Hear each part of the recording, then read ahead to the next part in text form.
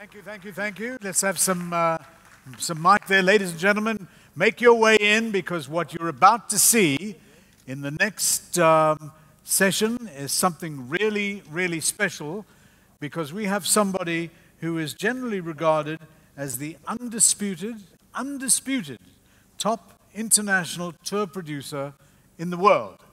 And the reason why this is so important, as you'll hear when we are together, so those of you that are outside, please make your way in because this is really one of the special sessions that we're having this year at Music Matters and All That Matters.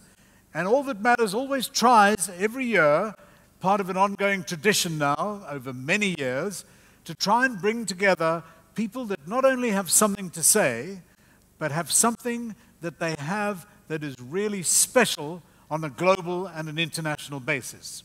So it's with that it also gives me and Jasper Donat and his entire branded team a particular pleasure in introducing to the stage today in this session somebody who clearly is not only one of my heroes, but someone who has made history in many ways, which we'll go through in a short while. So ladies and gentlemen, would you please welcome to the stage, all the way from Los Angeles, Arthur Fogel. Hey, Arthur.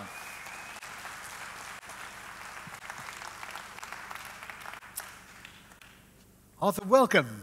Thank you. You've traveled a long way to be here, and it's just fantastic that you've come, and we are so appreciative of it. You've got such a busy schedule, and whichever way you go and wherever you work, and always lots of interesting things that you do and you're involved with, and you've got a particular passion for the international performance business, and particularly for Asia and Asia Pacific.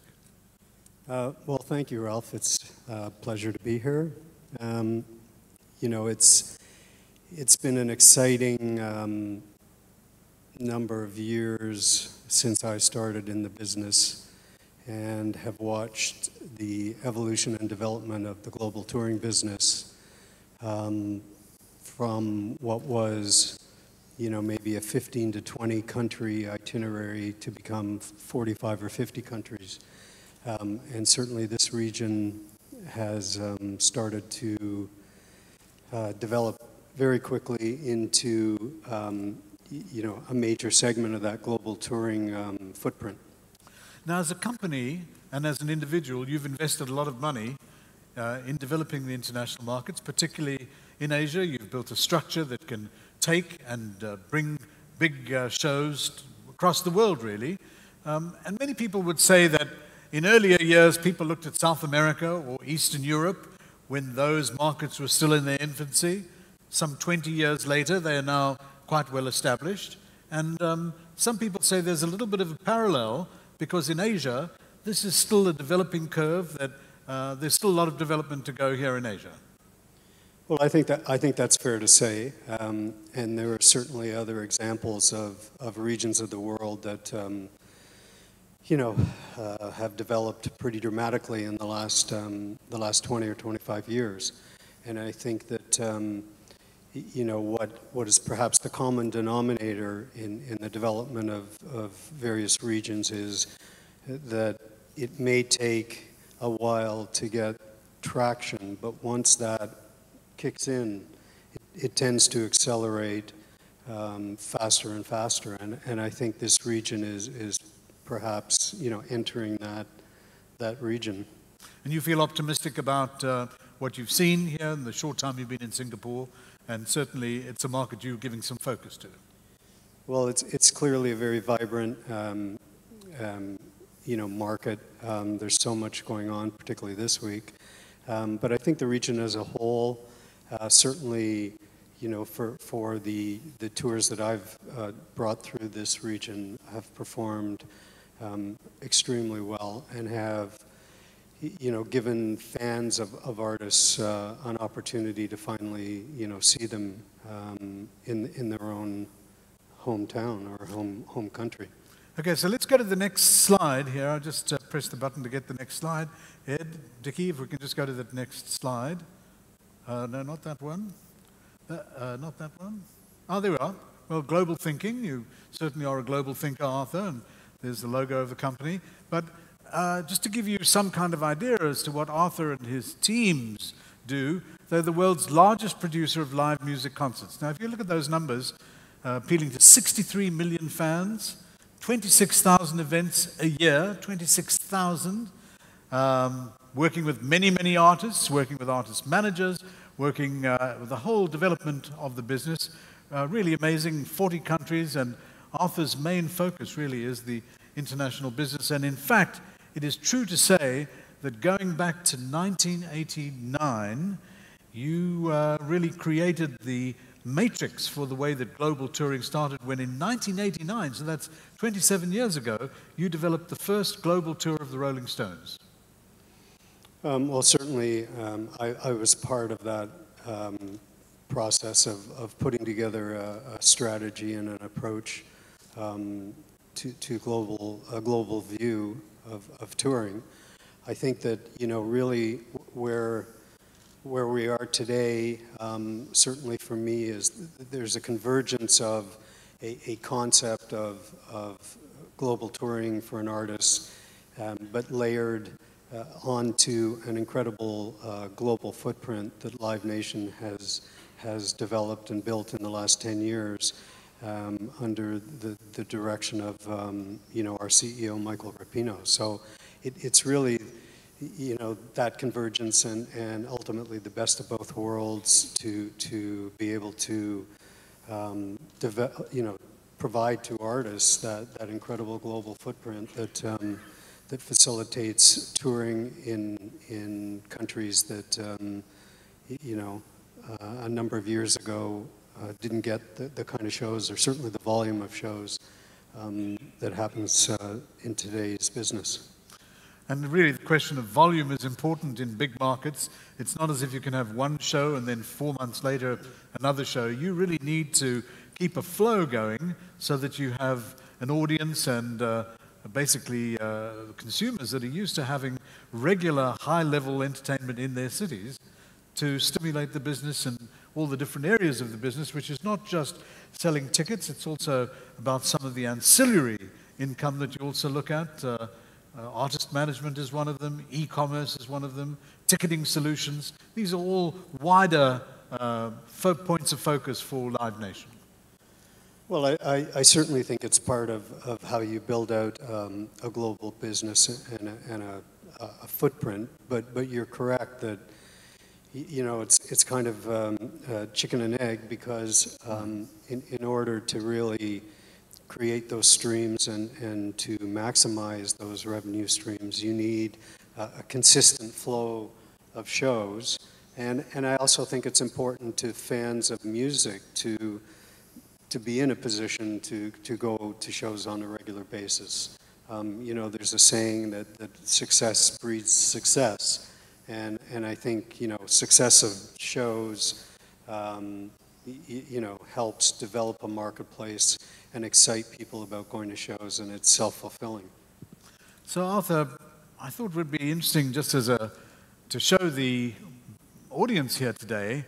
Let's go to our first clip there, please, Ed and Dickie.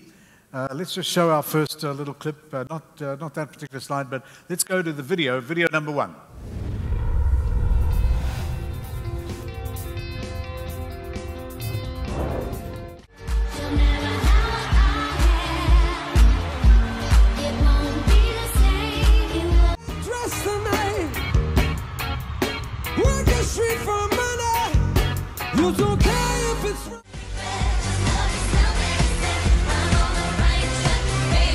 I really kind of worship him in a way. He's changed the lives of young people all around the world.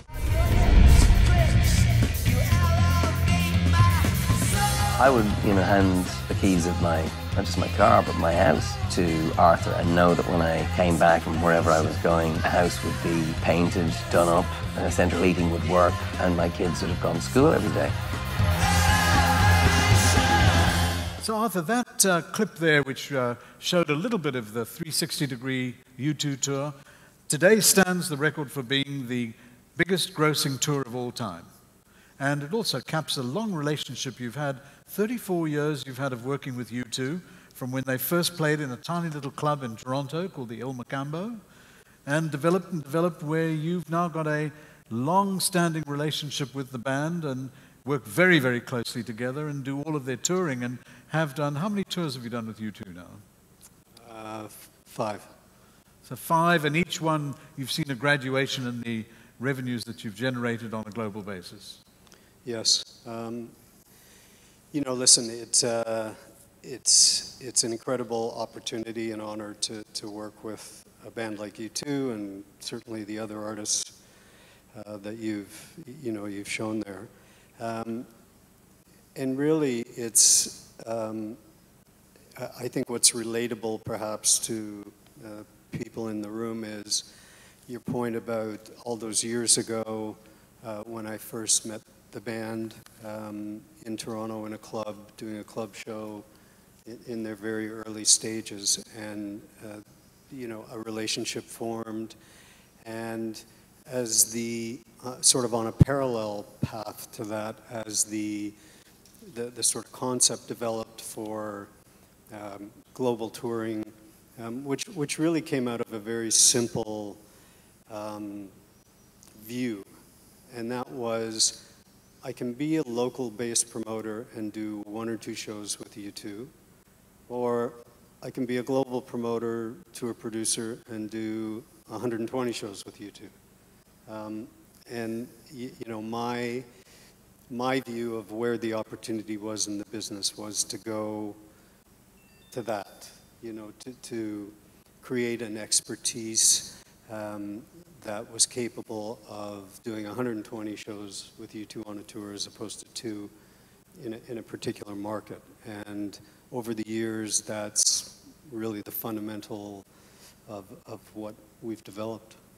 Let's go to the second video, because here's an interesting validation from U2 and another well-known artist. He's a very unique dude. There's no one like him out there.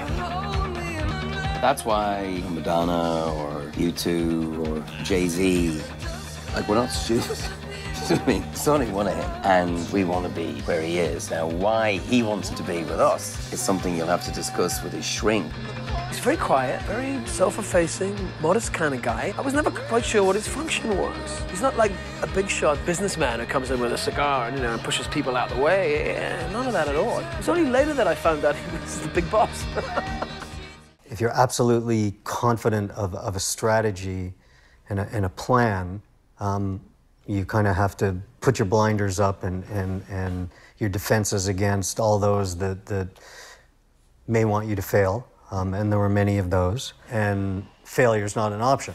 So failure is not an option. Arthur, I know you're very, very modest. You sometimes get embarrassed when you see yourself on video there or hear the validations by those artists, and you've always been someone who's seen to be promoting the cause of the artist, and really you've also changed the nature of a concert promoter per se, because you've become the producer working with the artist, making sure that you're safeguarding the very best interests of the talent themselves. Well, I think, you know, what really impacted me early in my career was, and perhaps it had to do with my juvenile delinquency when I was young, but it was a strong resistance to others establishing a set of rules that I didn't necessarily agree with. And specifically, as it relates to the business, there was a structure and a process to how you went about being a promoter. And, you know, in my view, there were other ways to come at it. But of course, that was challenging a system. And you know, it wasn't really right or wrong. It was just the opportunity to do something in a different way in how I wanted to approach the business. And so, you know, there was a challenge there to create a formula and, as I said earlier, an expertise and an ability to be able to act on that strategy. And that's what I said about doing all those years ago, and really that Rolling Stones tour in 1989 that I was a part of was the sort of springboard into the reality of taking tours on a worldwide basis. And the whole notion of setting these things up on a global basis, if you really break it down in terms of what you actually do, you organizing the routing, as you call it, of how something should be traveled across many different countries, the marketing, the promoting, the local production, the staff, the local promoters, the production budgets, and you've got a reputation for being a very fierce and competitive negotiator, hiring of key personnel and contracting vendors in the different countries. I mean, all of these form the basis of what you look at as a kind of holistic view of how you construct the touring. Well, I think that was, really the fundamental sort of step-off point for me was, how do you create a formula and a relationship with an artist where there's a true partnership? Because, there are those, as I referred to in that clip earlier, there are those that would prefer that there always be an us and them approach to the business, because it keeps distance and it perhaps people think that it protects them in some way. But I look at it exactly the opposite, which is, a true partnership with an artist is something that can only benefit the artist at the end of the day. And I couldn't understand why anybody would have a problem with that if in fact the true goal is to deliver the best possible result for the artist. And do you think that that is reliant upon having a manager that understands that ethic, or do you find that there's certain managers that are just naturally opposing the whole idea of a promoter being in partnership with them? Give us a flavor with some of you work with many of the top managers in the world. What have you found actually works when you sit down with the manager and say, this is my vision, this is what I see? How do you go about articulating it?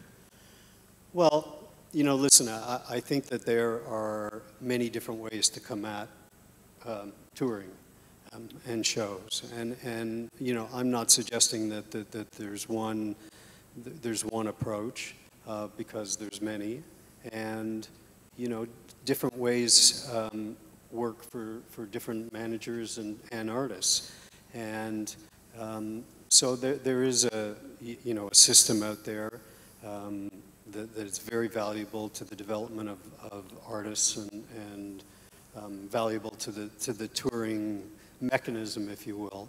But then there are those that are interested in exploring how to come at it a different way.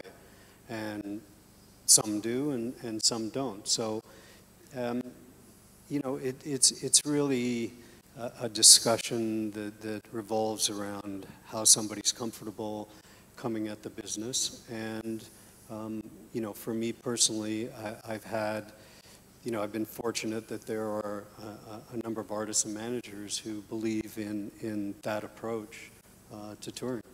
And of course, the whole basis of the business is different from what it used to be, where you would tour to sell albums, to sell records.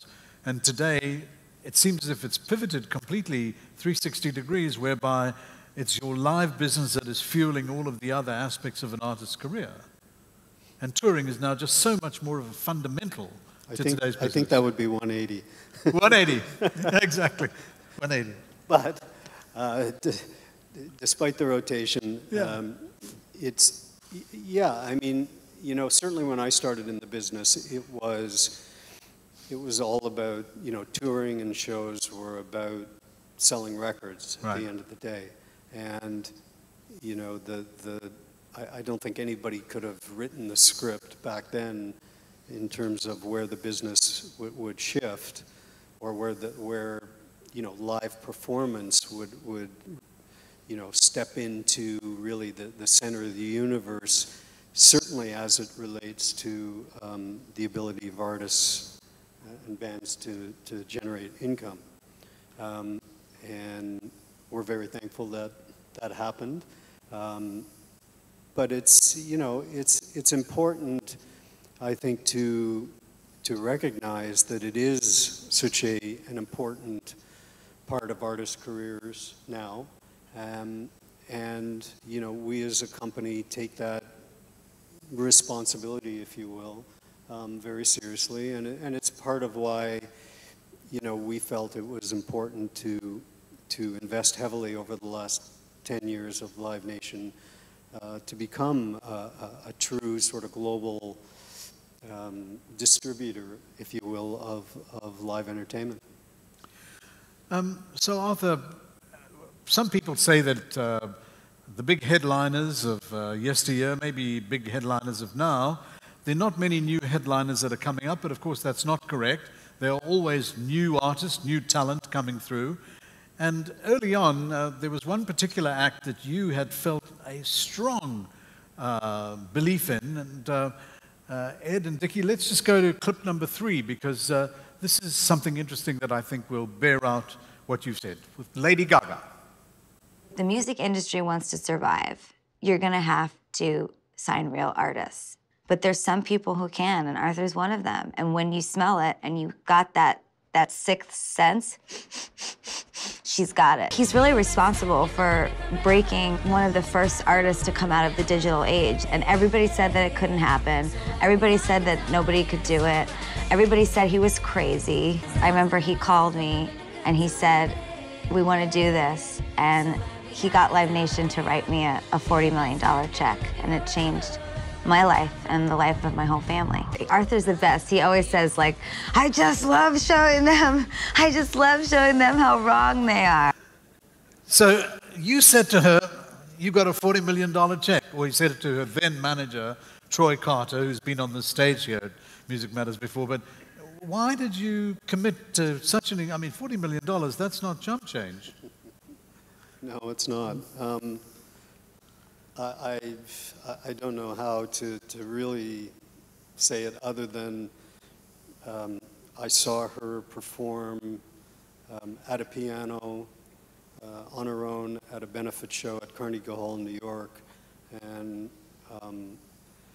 sometime after that, and I was blown away, as was everybody in the theater, and sometime after that I received a call from Troy saying that they wanted to talk to figure out, how they could maybe change things up in terms of how the tour was being produced, and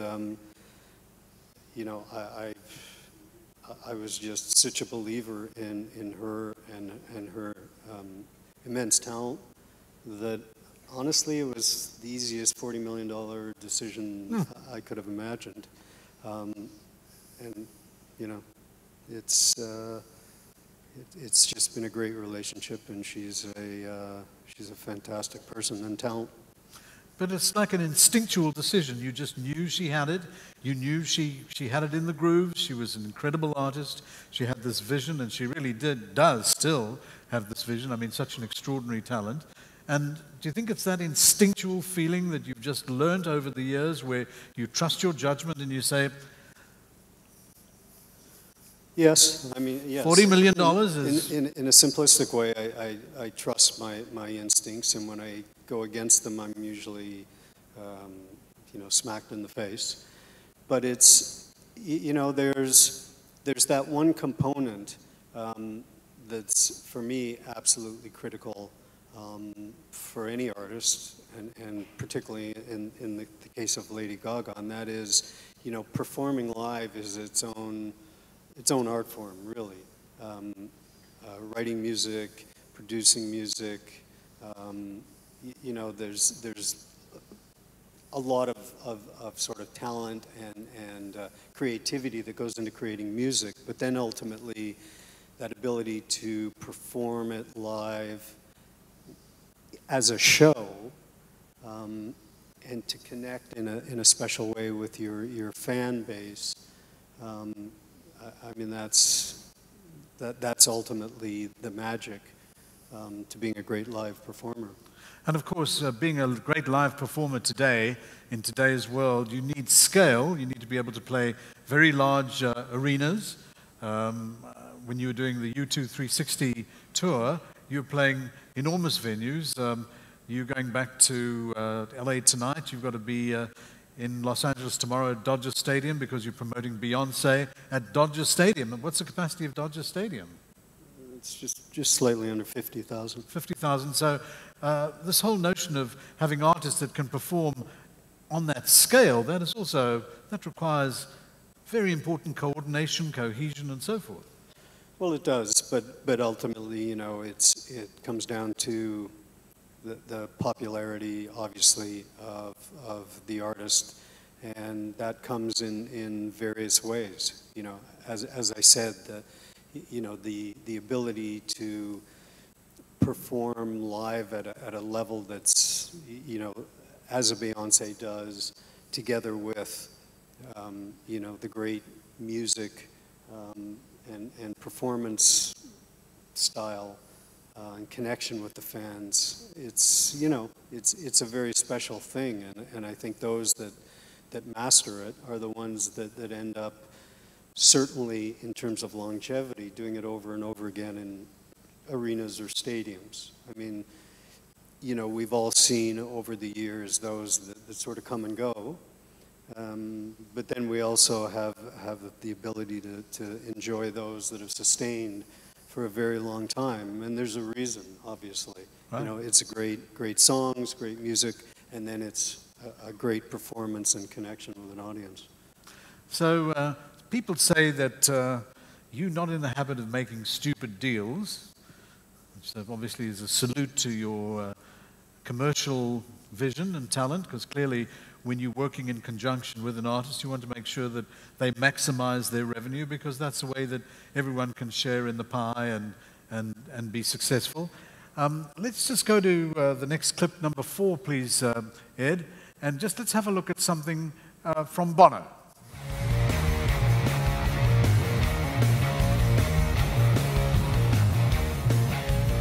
Bono has always loved performing in the round, and he wanted to do it outdoors. U2 have always sold 360 indoors. Outdoors.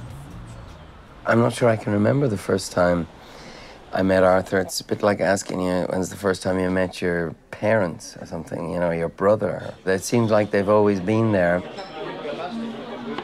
Since U2 began its musical life, Arthur has been in the mix somehow. I mean, from the Maple Leaf Ballroom to the Maple Leaf Garden. I mean, I think he's been with us all the way through. This is the guy I want to be working with. He is the sort of person I want to have in my life. Perhaps being a drummer has given him insight into the mental makeup of the people he now represents. But I think it's just an unusual sensitivity. An unusual sensitivity, someone who really knows, really such an incredible career. And obviously your relationship with them goes back a long way. But it's not only U2 or Lady Gaga. You're looking at contemporary acts now as well, and trying to think of who's going to be following in that pantheon of those great artists. You're always on the lookout to see what's coming next, what's got that special secret sauce.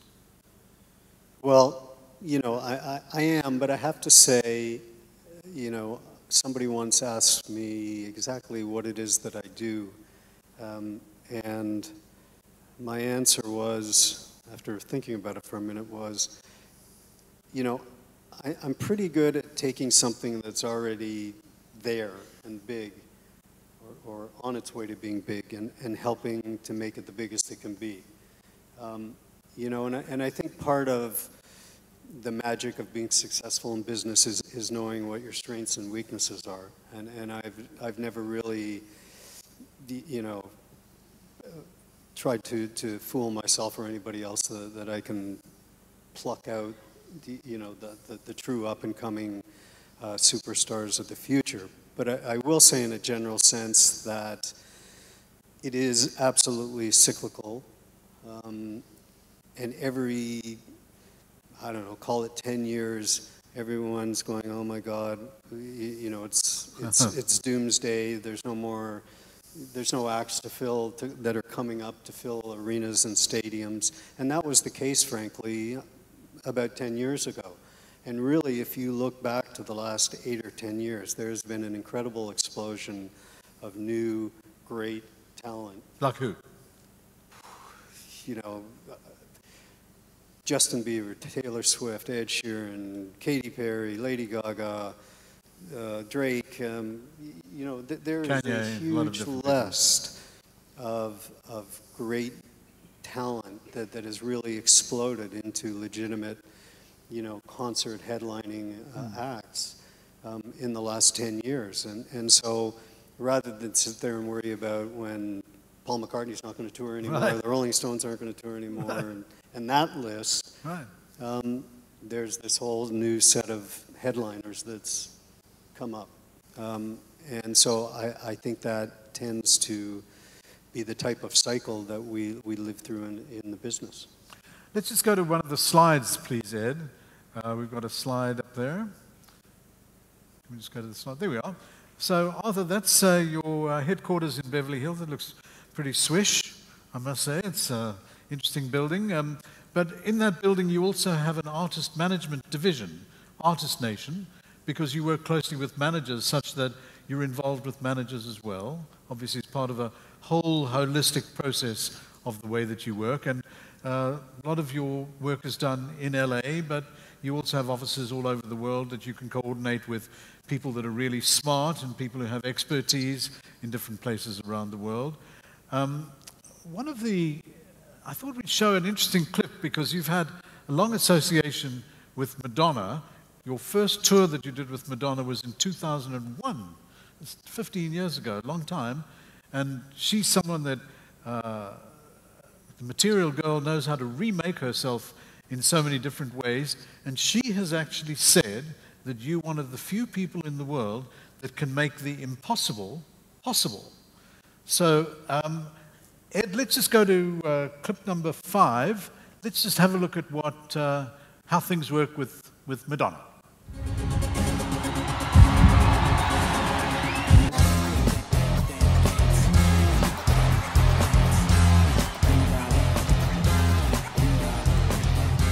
The big Madonna tours that Arthur and she have done together are amongst the most successful tours of all time. The statistics keep backing up the obvious fact, which is that he really knows how to do this. One of the cool things that Arthur and Madonna that I've seen, we played in Helsinki, Finland. There's over 85,000 people, and it's the biggest show in Scandinavia's history. And this all comes from Arthur Fogel's ability and kind of determination to take risks, to not take no for an answer, to be a force to be reckoned with, and to have the confidence to get it done. So, Arthur, with someone like Madonna, you've just recently completed a South American tour with her, right?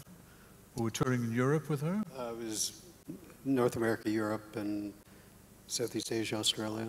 So, she's got a reputation of being quite testy to work with. Does she get on stage on time?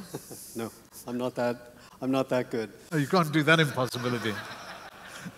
And you've been working closely with her manager, Guy O'Seary, very closely for many years, where it embodies the partnership. But she is an artist. Give us some insight into how you even sit down with her and say, you've got an idea, you'd like to do such and such. Does it even work like that? Well, it's, you know, she's interesting in this, an interesting artist in the sense that before 2001, that first tour, she had only toured twice. Wow. And so in the first, 15 plus years of her career, she had toured twice and had not played many parts, many cities in the world, many regions. Since 2001, we've done 5 world tours, and she's Madonna. I mean, she is Certainly the biggest female act in the world. I don't think there's any With Beyonce, any no? question that over a very long period of time, she's remained a tremendous force. I would say that she has incredible instincts, has always had incredible instincts through her career, and is an incredible performer, and is probably one of the most serious performers in terms of her preparation, her dedication to delivering what's probably closer to a theatrical presentation than it is a concert. But I've learned a lot from her as a promoter, because she has great instincts on you know, how to create attention. That you can certainly do. In terms of working with someone like a Lady Gaga, who's like a more recent generation, do they both share that same innate understanding of performance and how to perform and make an impact at scale? Well, I think you know, the great artists all have that sensibility in some way, and want to create the best show possible for their fans. You know, I do think that it's disappointing sometimes when I go to see young acts who are really playing their songs. And, you know, the truth is, if you want to just hear somebody play their songs, there's a lot better ways to experience that. But the sort of the ability to create a show and that connection with an audience that drives them to return again and again. And pay high ticket prices to go and see them. Is, you know, is really what longevity, you know, that's how you create a 25, 30, 35-year career. Right. And I think that's a very special thing, but it's something that you have to take very seriously and want to deliver on. And it's so interesting when you look at Asia. A lot of the concert touring that you've done in Asia has tended to center on Korea and Japan, but you also, Lady Gaga, you were about to have in Indonesia, but the show got pulled in Indonesia.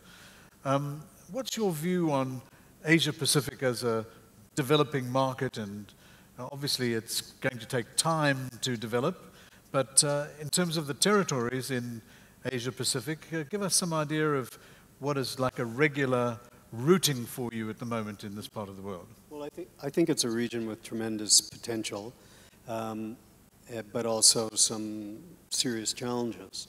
And certainly, you know, from my experience, probably the most challenging aspect has been the ability to move the very large productions in any kind of economical or efficient way that you know, makes sense.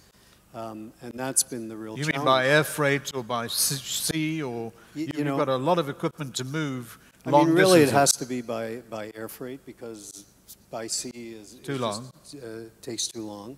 And so that's a very expensive and logistically challenging way to approach moving from show to show. So, you know, that's certainly been a challenge, but I do think that, you know, in the artist world, in the artist business world, there's much more awareness about the potential in this marketplace, and you know, what ultimately is it that an artist wants to do, and that is perform to their fans, right. Maybe in a profitable way, but nonetheless, you know, that is really the end game, and so I think as you know, this region continues to develop, and hopefully, you know, some new venue opportunities present themselves, that it's going to increase, you know, the volume in this region. So if you look at countries like China and India, they're big markets, a lot of people, but still time for some development, and obviously China's got its own interesting challenges. Certain kinds of talent can't necessarily appear there, but new markets coming forth, like the Philippines. Katy Perry was recently successful in that part of the world. Obviously, Katy Perry with her pop hits, a big appeal. But in general, you'd be looking at places like the Philippines, like Malaysia, Singapore, Hong Kong. Those are part of your thinking. Well, yes. You know, I think as a company, for sure, that we look at this region as you know, a number of distinct and you know, potentially successful markets for increasing volume of shows. And, right. as a company, I think we've put together a great team of people that are very committed with the support of the overall company to continue to develop this region. And I think that's what people are going to see over time. So in a country like India, just as an example, 1.4 billion people, but facilities are not so good, really a lot of complex logistical problems. It's not, you can't just say, let's go and do Mumbai or let's go and do Delhi. Life doesn't work that way because you're coming in with a very sophisticated production that requires real professionalism. That's not to say that there aren't professionals there, but there isn't necessarily the expertise or the long experience like you would have found in, say, major European centers or across the United States, or, for example, even in Singapore, which is very sophisticated as a market. Well, I think the reality is that in some countries, and India is probably one of them, the sort of fabric of music as it relates to international artists and the history of kind of rock and roll and pop music is in a significantly different place than other parts of the world. So it's starting in certain genres of music, and there are shows, but it takes, I think, a lot longer than we as a business want it to take, and you got to be patient. A little earlier when we showed a clip of Sting saying that he didn't recognize you as the boss, which of course Sting is a really smart guy, but you'd been promoting Sting for 15 years. As a result of your relationship with Sting, you suggested to him that maybe he would reform the Police, which they did, and we showed in one of the slides the big gross that you did with the Police. And then, because you'd also promoted Peter Gabriel as a solo artist, you came up with the suggestion of linking the two together, which is a tour that you just recently completed in North America. Was that a successful tour? It was incredibly successful, and creatively it was fantastic. Musically must have been amazing. It was. They did the whole show together. Oh. And it was, each other's songs, and yeah. It was really incredible. But going back to the Police, it wasn't quite that simple, only because I had raised the possibility. I started working with Sting in 2001 or 2, and I had raised the possibility of a Police reunion on several occasions, and was dismissed outright. So it certainly wasn't as simple as making the suggestion and he and the other two agreeing. But eventually, they had a meeting in the Mines, and it was really a special moment in my career because it had been so long since they had toured and been together as a band. But to me, it was really it was closure. There were so many people that, when you think about it, the Police were together for 7 or 8 years and made all that great music and had all those hits. But then they were gone. So it was great that it could happen and that people would get the opportunity to see it once more. There's people who had Roxanne. That's right. So let's just go to the slides, please, guys, because Arthur, tomorrow afternoon, amazing to think, here you are in Singapore today, but tomorrow afternoon, that's where you're going to be, in the Formation World Tour, Dodger Stadium. There she is, Queen Bey, ruling the world. Tell us what it's like working with her and her management. She's just such a phenomenon, such an incredible artist. She is a phenomenon. She's an incredible live performer and has an amazing connection with her fans. Those elements that I discussed earlier, and she has just an incredible instincts. I think, as an artist, as a performer, and it's been really a pleasure and an honor to be involved with this tour, and I hope it keeps going, and maybe who knows where it'll end up. Does she have that same kind of innate sense that you've found with Madonna, that you've discovered with so many of these great artists that align themselves with you and your thinking? Does she have that special approach to making sure that the show is really unbelievable? She does, and I think all, you know, all successful artists, certainly at this level of playing stadiums, I mean, it's part of who they are and their identity, and so they're all very hands-on creatively, and she's certainly no exception. So, ladies and gentlemen, this is just a tiny little glimpse into Arthur's life and Arthur's world, which he's been doing from when he first started in Ottawa, in Canada, and now is really known and seen as being one of the great, great impresarios, promoters, artist collaborators in the world. Would you please give a big, warm round of applause? Such a great privilege to have Arthur here with us in Singapore. Arthur, well done. Thank you so much for coming to be at Music My Matters. pleasure. Thank you. Thank you.